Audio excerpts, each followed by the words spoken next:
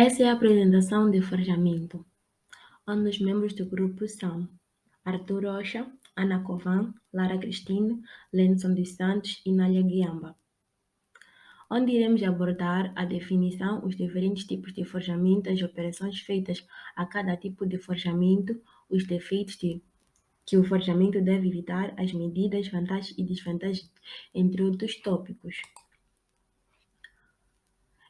Forjamento é um processo feito para obter peças metálicas através de formações plásticas, podendo ser a frio ou a quente. O processo de forjamento não só oferece um aspecto geométrico, como também oferece uma melhoria nas propriedades mecânicas do material. Consiste também em dar ao metal as melhores características tecnológicas de utilização, por uma combinação judiciosa de tratamentos mecânicos e térmicos. As configurações mais comuns usam martelos ou prensas para espremer e deformar o material em peças de alta resistência. Forjamento a frio. O processo de fabricação de forjamento a frio é realizado a temperatura ambiente e é um processo em que o material é trabalhado abaixo do ponto de cristalização. A peça de trabalho é espremida entre duas matrizes até que ela tenha assumido sua forma, para entregar um componente acabado pronto para encaixar. A técnica inclui rolagem, desenho, prensagem, rotação, extrusão e rumo. Os fabricantes podem preferir o processo de forjamento a frio devido às suas vantagens, já que as peças forjadas a frio requerem pouco ou nenhum trabalho de acabamento, o que economiza custos. A segunda vantagem significativa é a economia de material obtida por meio de formas de precisão. As vantagens econômicas combinadas com as altas taxas de produção e vida útil são as mais suficientes para convencer muitos fabricantes de que o forjamento a frio é a melhor opção para eles. Mas, dependendo dos requisitos do fabricante, algumas das características do forjamento a frio podem gerar desvantagens. Por exemplo, apenas formas simples em grandes volumes podem ser moldadas. Portanto, se o cliente estiver procurando por um componente personalizado específico, o forjamento a frio não será a melhor alternativa. Uma segunda desvantagem mais significativa é que os metais forjados a frio são menos dúteis, o que os torna inadequados para certas configurações. Além disso, devido à estrutura de grãos que dá ao metal sua resistência para ocorrer estresse residual, como fraturas por excesso de dureza. Forjamento a quente. O processo de fabricação de forjamento a quente é realizado a temperaturas extremamente altas, onde temos até 1150 graus Celsius para o aço, 360 a 520 graus Celsius para ligas de alumínio, 700 a 800 graus Celsius para ligas de cromo. Durante este processo, a temperatura deve estar acima do ponto de cristalização do referido metal. Esta temperatura é necessária para evitar o endurecimento por tensão do material durante a deformação. As vantagens do forjamento a quente são que os componentes forjados a quente possuem maior dutilidade, o que torna desejáveis para muitas configurações. Além disso, como técnica, o forjamento a quente é mais flexível do que o forjamento a frio, já que peças customizadas podem ser fabricadas. A excelente qualidade da superfície permite uma ampla gama de trabalhos de acabamento como polimento, revestimento ou pintura, adaptadas às necessidades específicas do cliente. Desvantagem de forjamento a quente. Tolerância dimensional menos precisa é uma possível desvantagem dos componentes forjados a quente em comparação com os forjados a frio. O processo de resfriamento também deve ser realizado sob condições especiais. Caso contrário, existe o risco de deformação. Além disso, a temperatura de grãos dos metais forjados pode variar e há sempre a possibilidade de reações entre a atmosfera e a peça de trabalho. Matriz aberta ou universal. A matriz aberta, também chamada de universal ou livre, é uma técnica de forjamento a quente que consiste em operações relativamente simples de conformação entre matrizes simples. É usado para quando o número de componentes produzidos é pequeno. Como exemplos de peças fabricadas, apontam-se ferramentas agrícolas, eixos de navios, âncoras, turbinas. Esta técnica é frequentemente usada para preparar a forma da peça para o forjamento em matriz fechada. Existem 8 operações no processo desta técnica e são: 1. Estirar. O material estira-se segundo a direção perpendicular ao movimento da ferramenta. 2. Nervurar. O objetivo da operação de nervurar é o de demarcar zonas que devem ter seções diferentes e, eventualmente, realizar concordância entre elas. 3. Estirar sobre mandril. Essa operação é normalmente utilizada no fabrico de tubos que devem apresentar boas características mecânicas. 4. Estirar a bigorna. Semelhante à operação de estirar sobre mandril, mas em vez do estiramento se dar segundo uma geratriz, dá-se na direção tangencial. 5. Encalcamento. Os encalcamentos são combinados com estiramentos, segundo sucessões, de forma a identificar o trabalho mecânico sofrido pela massa do material. É também uma das operações mais delicadas devido ao fenômeno da encurvadura. 6. Seccionar ou cortar. É uma operação geralmente utilizada para delimitar comprimentos ou regiões de uma peça. 7. Furar. Podem fazer-se furos por punção e matriz ou fazer penetrar a ferramenta no metal contido no reservatório com ou sem extrusão inversa, conforme o bloco a furar enche ou não enche o reservatório desde o início. E por último, temos fechar, é a operação corrente na fabricação de reservatórios de alta pressão. Faz-se a pressão em passagens suaves, rodando a peça entre elas.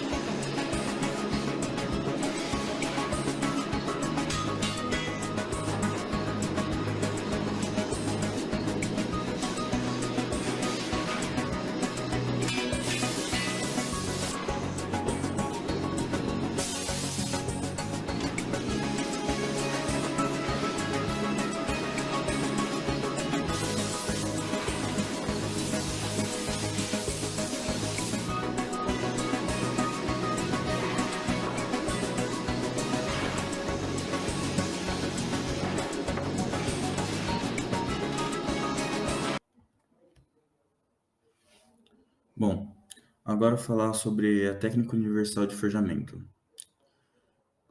Dentro da matriz aberta, as peças podem variar o seu peso desde quilos até toneladas. Então, quando se tem grandes peças com, com grandes exigências, sejam elas dimensões ou características mecânicas, a gente acaba usando essa técnica universal de forjamento. Essa técnica destinada a peças com toneladas, ela é feita a partir de lingotes com peso também nessa ordem de grandeza, né? E a imagem ao fundo ela representa algum desses lingotes que pode ser usado como fonte de matéria-prima para a produção das peças através dessa técnica universal. Independente do tipo de forjamento que se faz, o forjamento ele visa eliminar alguns defeitos que vêm de etapas anteriores, como por exemplo a produção do lingote. E esses três efeitos são o micro rechupe ou rechupe, as segregações e a zona basáltica. Os micro-rechupes, eles são causados por causa das contrações térmicas quando o material está no seu resfriamento, podendo causar algumas, algumas zonas com microburacos e semelhante. Isso ocorre por conta do resfriamento, que ele vem primeiro da parte exterior do material, chegando até o centro. Por isso que acontece o micro-rechupe. Depois das segregações, elas podem ser definidas também como zonas heterogêneas no material. Isso quer dizer que em algumas partes específicas do material pode ocorrer de a concentração de determinados elementos químicos ser diferente, o que não é muito bom, que quando no material a gente busca pela homogeneidade, que é a distribuição de todos os elementos de forma igual. Assim não vai ter nenhuma zona do metal com características diferentes por causa da composição química. Esse tipo de defeito ocorre por conta do resfriamento do metal estar fora do diagrama de equilíbrio, ou seja, eu faço um resfriamento muito rápido e o material acaba por não sair como deveria. Depois temos a zona basáltica, que a zona basáltica é a tendência do material poder ceder à coesão. Isso acontece devido ao formato mais alongado dos cristais da superfície e o seu posicionamento perpendicular em relação à peça. Bom, quando se tem a produção de uma peça por ferramento, nós temos várias etapas que já foram descritas anteriormente, e essas etapas elas podem também ser divididas em dois grupos, que são o grupo de esboçagem e o acabamento. A esboçagem são as primeiras operações que elas buscam amenizar esses defeitos que eu disse anteriormente, tentando tirar o máximo possível deles. Não diria eliminar 100%, porque isso acaba por ser bem complicado. Mas essa esboçagem acaba por ser as primeiras 5 operações que são a parte mais bruta do processo, onde se tem a eliminação desses defeitos e o primeiro formato da peça. Depois vem a parte de acabamento, que é onde é feita a furação, onde se chega no formato geométrico final da peça e também nas dimensões finais da peça. Aqui nesse slide a gente pode ver quais são os principais tipos de peça obtido em forja. Aqui tem uma imagem de disco, de tubos, de âncora, pinhão, rotores e cilindros laminadores. Normalmente, as peças por forja, elas estão nos mais diversos setores, mas acabam por ser principalmente peças da área automotiva e da parte aeronáutica e também na marinha por causa das âncoras, né? Além disso, nós temos a produção de talheres, que acaba por ser muito forte na forja, principalmente a parte de facas. Falando de matriz aberta, né? A gente tem agora as vantagens e desvantagens. Como vantagem, a gente pode destacar a atenuação dos defeitos que vem da produção dos lingotes. Nós também temos um menor desperdício de material, por causa que com forjamento já é cortado basicamente o que vai ser usado, ele vai ser apenas remoldado.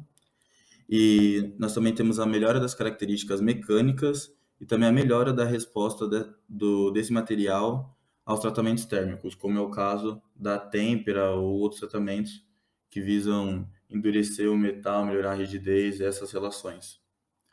Como desvantagem, nós temos a necessidade da intervenção do operário em quase todo o processo, além de uma baixa exatidão da peça.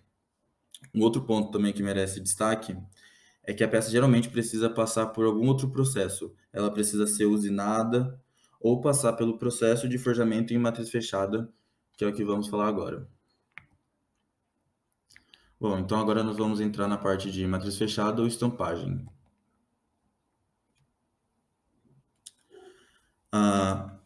As peças em matriz fechada, elas são produzidas através de um processo muito semelhante do GIF que está sendo mostrado aqui. e também da imagem que mostra uma etapa desse processo, né? Onde o material ele está em alta temperatura e vem no choque com a matriz. Essa matriz ela já tem o formato da peça, então quando a alta pressão desse choque do impacto da máquina que faz o metal com a matriz acaba por já deixar no exato formato que a peça vai ter no final. Com isso, as dimensões nesse processo elas são bem apertadas. Bom, para a produção de uma peça de estampagem, são usadas várias técnicas e são divididas em dois grupos. Primeiro temos a etapa do projeto, depois a etapa do fabrico. Na etapa do projeto, primeiro tem que se definir o projeto da peça, né, que vai ser feita, do modo que ela possa ser produzida através do forjamento. Depois disso, vai se escolher os meios de produção, ou seja, eu vou escolher quais são as máquinas que eu vou usar, quais equipamentos, as ferramentas, eu vou determinar as dimensões que minha peça vai ter e depois eu vou fazer um estudo da sequência das operações que vão ser feitas junto das ferramentas para que a peça possa ser produzida da forma mais dinâmica possível, visando que o processo industrial como um todo seja bem executado para também economizar dinheiro no total. No fabrico, é feita a preparação do esboço, aquecimento do esboço, estampagem, que podemos ter deformações e rebarbas, além do tratamento térmico, que assim pode adquirir características mecânicas desejadas. Por fim, o acabamento, que se resume em limpeza, rebarbagem, desempenho e controle final. A formação de rebarba é praticamente necessária, já que é impossível acertar a quantidade exata do material. Então, utiliza-se uma quantidade acima do indicado, o que também pode evitar possíveis defeitos. Na etapa final, o excesso de metal é escoado para fora e forma-se a rebarba. Já o suco de rebarba é uma abertura feita com o objetivo de regular o escape do metal, podendo também controlar a dimensão da rebarba, evitar danos na matriz e serve como válvula de segurança para o excesso do material. O suco também ajusta as dimensões para que a extrusão do metal seja difícil, assim facilita o preenchimento de detalhes desejados presentes na matriz. Para as vantagens da matriz fechada, há a fabricação em grande série, que pela constância da forma e pelas características metalúrgicas, é muito interessante para a maquinagem.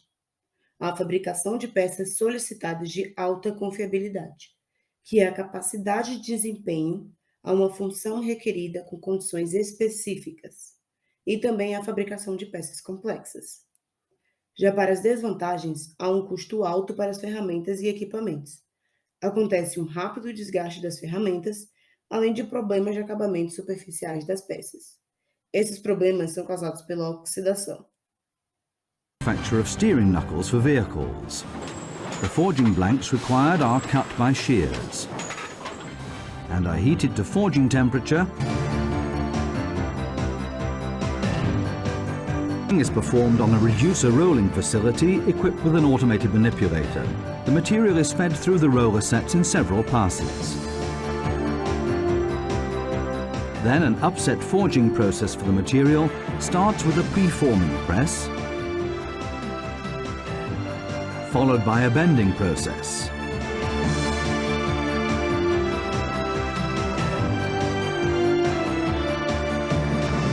In the next process stage, the steering knuckle is pre-forged on a forging press. By now the shape of the component is nearly completed, and finally forged in the finisher die.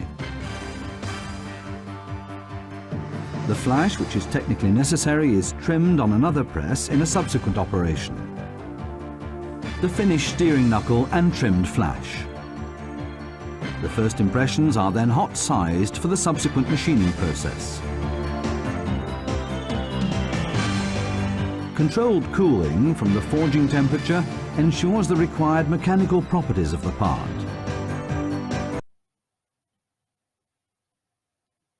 Ao comparar as duas técnicas, é analisado que na matriz aberta, as formas e ferramentas são mais simples. Essa matriz é também utilizada para personalizar componentes metálicos. Já na matriz fechada, relaciona com a forma da peça, já que oferece uma boa precisão dimensional. O que justifica o uso da matriz fechada é o uso de grande volume, o que compensa o alto custo dessa matriz. Também há uso suficiente de material, permitindo o preenchimento total da cavidade. Essas duas matrizes serão relacionadas quando utilizar a matriz aberta para preparar a peça para o forjamento em matriz fechada. Nos materiais, utiliza-se principalmente três: malhos forjadores, prensas mecânicas e prensas hidráulicas.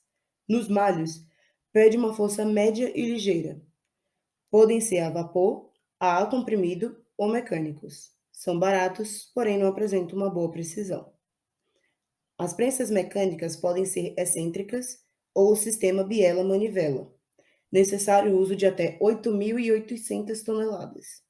Possui uma vida de útil maior que as do malhos, já que funciona por esmagamento e não por impacto como os dos malhos. As prensas mecânicas possuem um custo elevado e custo de trabalho pequeno, o que limita a um forjamento de pequena profundidade de trabalho. As prensas hidráulicas precisam de uma força de trabalho de 10.000 toneladas. Essa força é constante durante o curso de trabalho. Possui um elevado preço, mas a operação é feita por esmagamento. O arrefecimento e reaquecimento acompanham a operação de forjamento. O esquema ao lado apresenta os materiais mais utilizados no forjamento e suas respectivas temperaturas de reaquecimento. Um fator importante é o tempo de vida das ferramentas. Quanto maior for a temperatura, ou quanto maior for a velocidade de deformação, menor será o tempo de vida da ferramenta. Por fim, os defeitos. O primeiro é a formação de fissuras superficiais, que são causadas pelas deformações excessivas, que estas deformações são causadas pelas baixas temperaturas, sendo a solução o uso adequado da temperatura correta que o material necessitar. O segundo é a formação de fissuras na região vizinha à rebarba. Ocorre quando a rebarba tem uma espessura mais fina que a peça. Para resolver, basta aumentar a espessura da rebarba ou alterar o local da zona de rebarba. O terceiro defeito é a formação de fissura no interior da peça. Essas são provocadas por tensões trativas ou residuais. Podem ser evitadas ou minimizadas por tratamento térmico, por exemplo, o tratamento térmico de recozido. O quarto é a formação de dobras, quando duas superfícies não se fundem completamente ao dobrarem uma contra a outra. Elevar a temperatura para uma correta fundição do material solucionaria. O quinto defeito é a formação de vazios, causado pelo enchimento incompleto, que soluciona com o aumento da quantidade do material, comentado antes na formação das rebarbas. Essa formação é causada também por bolhas. O sexto é a impressão fraca, por não ter material suficiente, temperatura baixa ou mau projeto das matrizes. O sétimo e último defeito é o desalinhamento das matrizes, que como solução seria a tensão para fazer o alinhamento necessário, o alinhamento correto das matrizes.